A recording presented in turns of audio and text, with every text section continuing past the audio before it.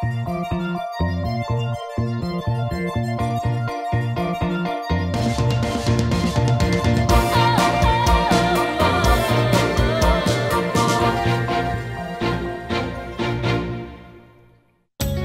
si Baste. Boyfriend niya. Hindi, huwag maniniwala dyan. Best friend ko siya. Baka bang mag-best friends yun? Eh, parang sila lahat eh. Moment na namin dalawa yun eh. Sinira mo pa! Eh, hindi lang naman ako sumira. Mas umepal kay Sarah Santiago. Mukhang interesado ka kay Lucas ah. Wala naman ako iniisip na ganun eh.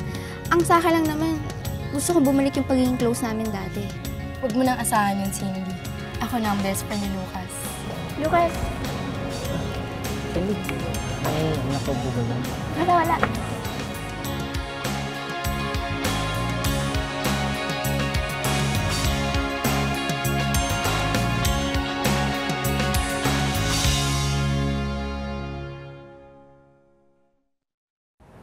Hoy, Val.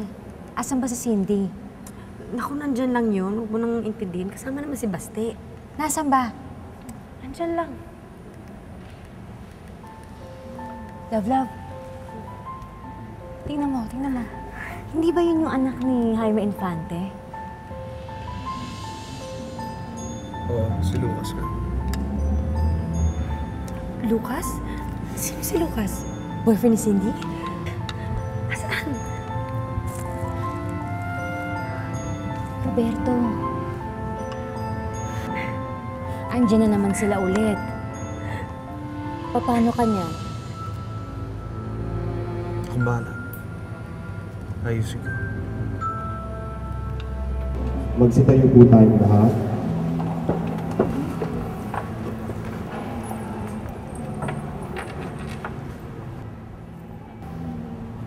May the peace of the Lord be with you. Let us offer each other the sign of peace.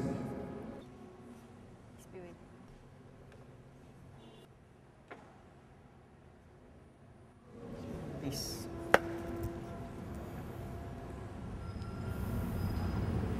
Peace? Peace.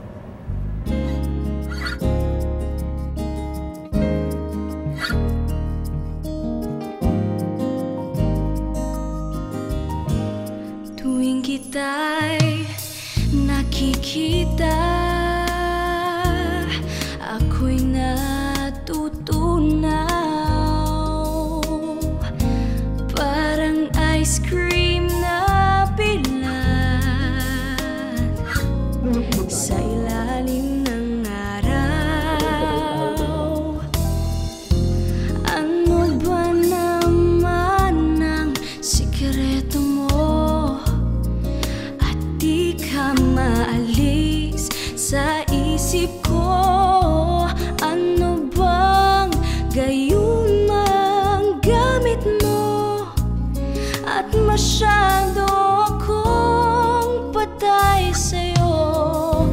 Di na makatulog, di pa makakain,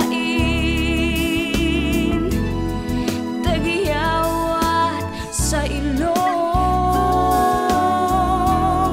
pati na sa pisngi. Sa kakaisip sa'yo, tagyawat dumadangin.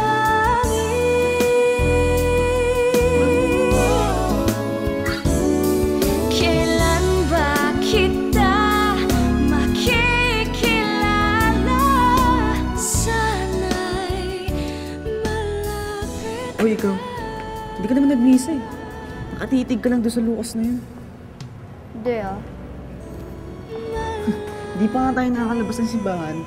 Puro kasalanan na naman nagagawa mo. Ito naman? Grabe ka naman. Hindi naman. Ikaw, ha? Sino yung katabi mo kanina? Yung Lucas? Boyfriend mo ba yun, ha? Hindi, no? Oh, eh, nasa na ba yun? Pakilala mo naman sa akin. Pakilala mo siya sa akin. Cindy. Sana, huwag mo na muna masyadong kakausapin si Lucas. Kararating lang kasi nang galing ng Amerika eh. Marami pa yung masyadong problema kung iisip. Hindi ka na naman na makakatulong dun, di ba? Actually, ang hiya lang yung sabihin sa'yo.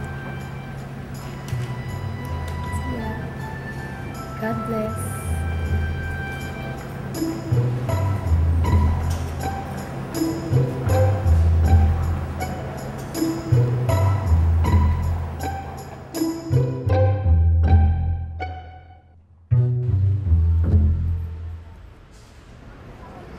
Hindi nila kasama si Jaime Infante. Sus, malay naman natin. Baka naman nila sumamay magsimba. Eh basta malinaw ang usapan namin. Lalayo muna siya para walang gulo. Eh bakit nandyan yung si Lucas? Saka ikaw pagsabihan may anak mo Kanina tumatabi-tabi na naman siya doon kay Lucas. Mamaya nakikipagkaibigan na naman yan doon. Nahirap na. Hindi naman natin pwedeng pigilan ng bata. Lalo pat alam kong close sila ni Lucas. Sino yung atribidang yan? Gusto mo sampalin ko ngayon Hindi, Abs. Mukhang di pa naman talaga handa si Lucas makipagkaibigan eh. Dapat kasi naghahanap ka pa ng kaibigan. Nandito naman ako. Tara na nga. Oo nga. Ito si Bagets. May gusto sa pamangkin. Ganda mo talaga, Cindy. Manang-manak sa tita mo. Ay, naku, Roberto. Gusto mo talagang maipit na naman tayo sa gitna ng gulo. Iyan naman kasi si Cindy na yan eh. Maghahanap lang ng kaibigan nung pa sa Misabet. Hilda, pwede ba? Huwag mo nang pagbintangan si Cindy, ha? Nag-iinitan mo na naman, eh. Talaga namang magaling magdala ng gulo yung batang yan sa buhay natin, di ba? Alam mo, tama na. Dito pa sa simbahan magsisimula ng gulo. Teka na. Ako na naman nakita mo. Ako na naman may kasalanan.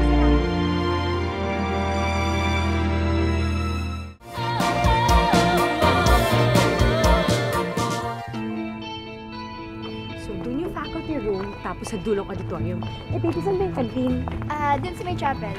Okay. Oh, bakit ganyan ang itsura mo, ha? Bakit hindi ka masaya? Alam mo, kasama mo na ako araw-araw. Dapat naman siguro tumambling ka or magtatalon ka, di ba? Abs naman, syempre naman masaya ako. Masaya ba yan? Siguro iniisip mo pa rin si Lucas. Eh kasi 2 beses na kami nakita eh. Hindi mo masaya na yun? Sign? Anong sign? Humingi ka ba ng sign na sana magkatuluyan kayo? Hindi naman. Ano lang, sign na naging magkaibigan na ulit ka. Ako talaga, niloloko mo ko. Sige na, pumunta ka na doon kung nang uniform mo. I'll see you later. Bye! Take care! Ayun ka na ba? I want you to start recruiting freshies para sa org natin, ha? Sabi ko freshies, ibig sabihin fresh. Ayoko na mukhang platypus. What's platypus? Google it! It's a prehistoric looking, water-dwelling rodent that looks like a duck. Tama! So, maghanap din ka sa sophomore, sa juniors, tsaka sa seniors, ha? Sure. Natalie. So, Jolos. Such a loser. Hi, Natalie. Hi, girls. 3, 2, 1. Bakit kasi school na ito maraming losers? Basta, pinapos ko pa rin ang brother ko sa Thank you so much, Miss Ida. Papupuntahin ko na lang po dito si Lucas para ayusin yung enrollment niya.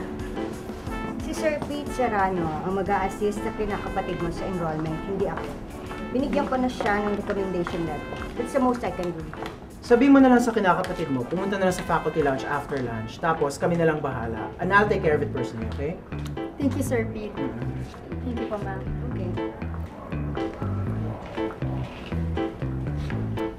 Lucas Infante, The only son of Jaime Infante. multi-tycoon billionaire. Naku! Kasama mo, yun nga yung asawang hindi natin alam kung saan ang galing. Bakit mahirap ba yun? Di ba nga? At saka ngayon yung may kabit. Kabit? Nagkinailangan ng gobyerno dyan. Ako, meron! Eleksyon! Alam mo naman, pag eleksyon marami nangyayari. Kaya yung mga lumulutang na pera dyan, may kinalaman ng pera dyan. Ay, alam mo naman, when money talks, everybody listens. Ako, eto pa! Daniel. You know you have to maintain an average of 85%. You lack 5%. Paano na yan? Coach Ted, i-upload ko na lang po kay Miss D yung grade ko sa biology para makahabol pa po ako. O sige, alam mo naman kailangan kayo ni Jimbo sa team. Dapat din yung pinapabayaan ng academics nyo. Coach Ted, are you done coaching the young students? You know how low their grades are. Yes, Miss D. Overly coach na nga sila eh. Pwede na nila ako palitan as coach. You're not funny. You're not even cute. Let's go, Daniel. Miss Consuelo Gomez Pavia is waiting for you.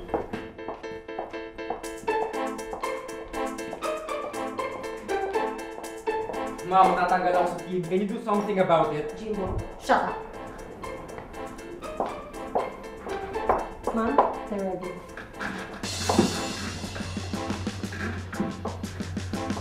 Good morning. Take your seat.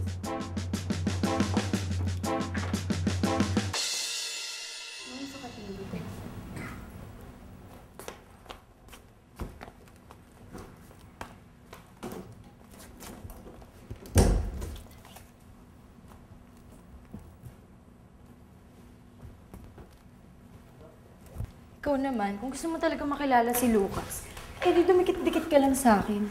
Close kaya kami ni Lucas. Talaga? Eh, syempre, kinakapatid ko yun eh. At, doon pa siya nakatira sa bahay Wow! namin.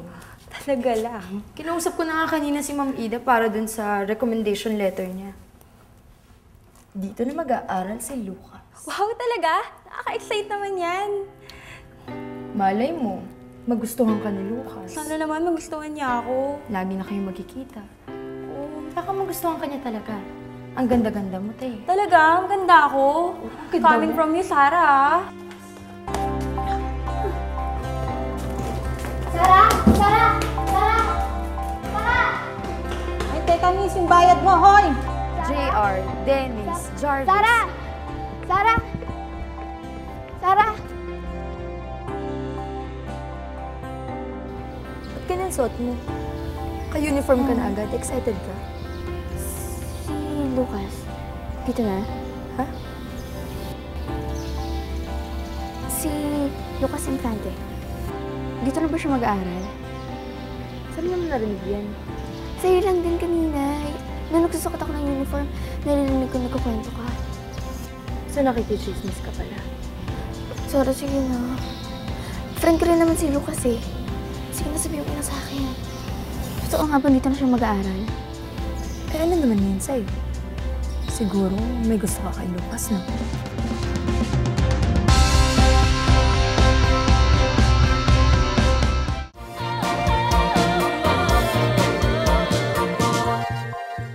Wala akong gusto kay Lucas. Sigurado ka? Oo, friends naman talaga kami. Sige na. Sabihin mo na sa akin, Sarah. Dito na nga ba siya mag-aaral? Oo. Dito na siya. Arte naman niya. Talaga? Tinatanong ko sa'yo ni Cindy? Oo. Ang kulit nga eh. Magkaibigan ba talaga kayo nun? Nagkakilala kami kasi sa Zambales. So, same batch kayo. Sophomore din. Same school. Ayos. At least, hindi lang ikaw kilala ko doon. Andun si Sins. Oh my God! Same school na kami ni Lucas! Hoy, bakit ganyan reaction mo? Tayo, magkasama naman tayo sa school, pero parang wala lang sa'yo. Pero ngayon, dahil alam mo kasama mo na si Lucas, grabe ka dyan, ha? Ah! Ganyan, sisigaw ka pa. Ito naman si Oz. Happy lang naman ako kasi kasama ko na ulit yung friend ko eh. Naaalala ko na naman yung Sarah sa Tiangong yun. May intriga rin yun eh. Trigahin ba naman akong crush ko si Lucas? Baka naman crush mo talaga siya. Paano ba malalaman? Huwag ka lang umasa dun. Bakit naman? May nakabakod na dun, no? Si Baste. Alam mo, kaibigan ko lang si Cindy. Wala namang mali siya dun, ah. Gusto ko lang makipag-reconnect kay Cindy. Ikaw, bahala ka. Kung gusto mo bang magkagalit kayo ni Baste eh. Kakapasok mo pa lang ng school, meron ka na kagad kaaway. Bad yun. Ganito yun, ha? Magkasama ba kayo? Ano may nararamdaman mo? Kinikilig ka ba? Ewan. Ewan! Aray! Hindi, kasi ganito sa yun. Hindi pa po kasi ako nagkakagusto sa kahit sino. Sabi kasi ni Mama, bad daw yun eh. Bad ba talaga yun? wala namang bad sa kahit anong nararamdaman natin. Ngayon, pag a-actionan mo yung feelings na yan, doon mo malalaman kung mabuti ba o masama. Basta ako, naniniwala ko na kapag may nararamdaman ka, namnamin mo yun ng buong buo. Kaya ikaw, kung may gusto ka kay Lucas, huwag mong deadmahin. Paano ko ba masisigurado na gusto ko siya? Ganito yon ha? Kapag kasama mo yung taong gustong-gusto mo at may ginawa siyang special sa'yo, parang kinikiliti yung puso mo.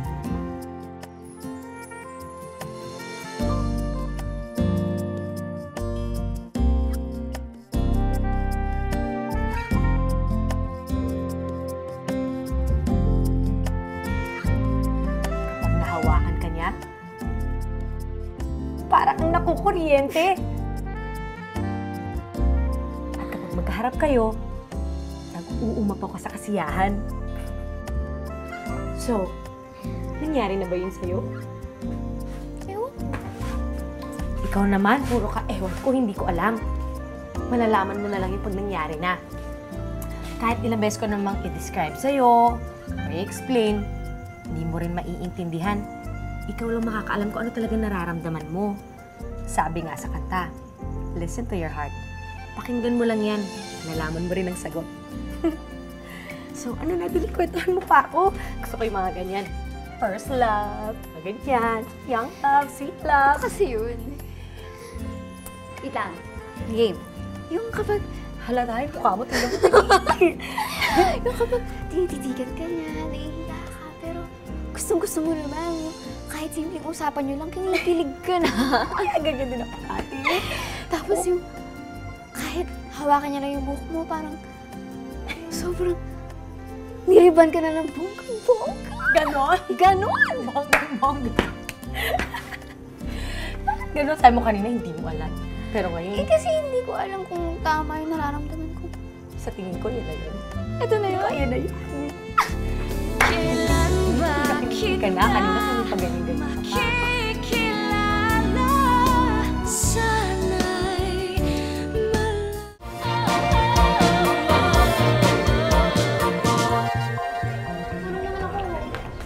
Tsaka pangsamahan na rin ako sa class mo. Sige, basta libre mo ang lunch break mamaya. Libre na naman tong best friend ko no? Sige na nga. Ano kayong ulam ko? Siguro chicken. Chicken! Kanin ka lang. Bakit kanin lang? Kasi mahal ang ulam ngayon. Daya mo talaga. Bakit? Buti nga nilibre kita Cindy, wear your ID properly. Sorry po, hindi po ako ilagay Tsaka basta, I only like you hanging out with your own batchmates, ha? Ayoko na sumasama ka sa mga sophomores. Hindi maganda. Try ko po, sir. Don't try it. Do it. Di ba po? Yes. Oh, sige na. We'll see you in the classrooms. Susunod din sa akin yun. Dati para... Uy!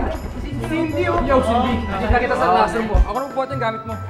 Hindi. Kasama ko na naman si Beste. Ito? Wala naman to eh. Pumasok ka na nga. Uy! Tara, Cindy. Ano ba? Baka kasi paglabas ko dito kasabay Hindi mo na dapat ginawa yun Alam mo naman, Cindy, kanina pa kita inaantay dito eh. Tsaka alam mo, kahit na 5 times pa ako umulit ng 4th year high school, okay lang sa akin. Basta ikaw ang kasama ko eh. Wow!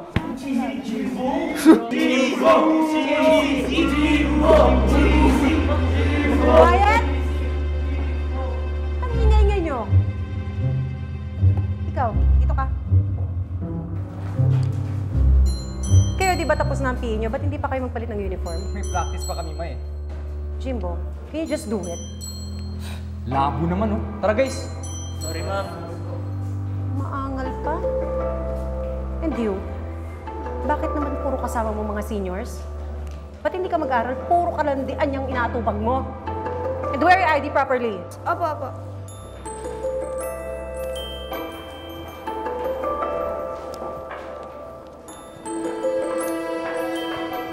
Kanina ka po. Uy, ano? Tignan kita. Sige na nga, libre na. Yes! Si Lucas Infante, inaanak ko. Siya yung sinasabi kong new student natin. Lucas, mga co-teachers ko, si Miss D ang ating assistant principal. Fresh na fresh. Fresh na fresh, oo. Fresh na fresh. Oh. Fresh from a vacation. Galing kang bakasyon, di ba, dude? Hindi, wala po akong vacation. Bumalik agad ako after ng school year ko sa States. Piniuwi ako agad para start school again. Rafi, tamang-tama, di ba merong school orientation para sa mga new students? Isama mo siya para matutunan niya yung rules and regulations. Orientation? Kailangan pa ba yun? Aba, maganda yun para maging familiar sa itong eskwelahan. Body system lang naman, ipapartner ka sa isang old student dito, nasasamahan ka ito-tour sa school. Siya ang magiging school buddy mo. Pwede po bang pumili ng buddy?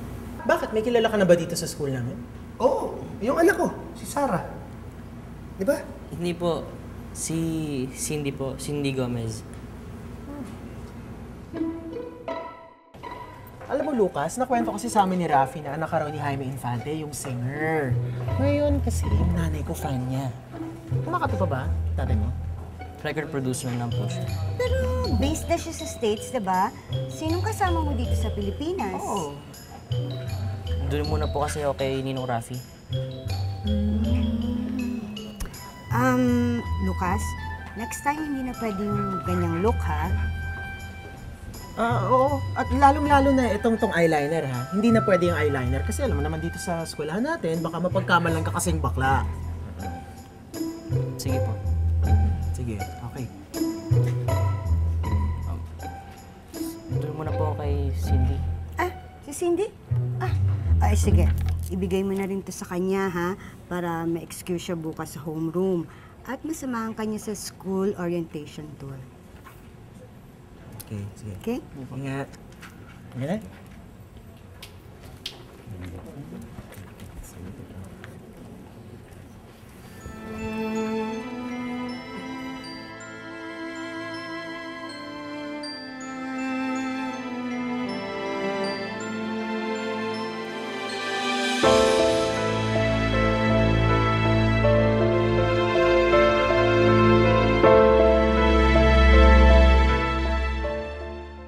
Meron kasing essay writing contest eh.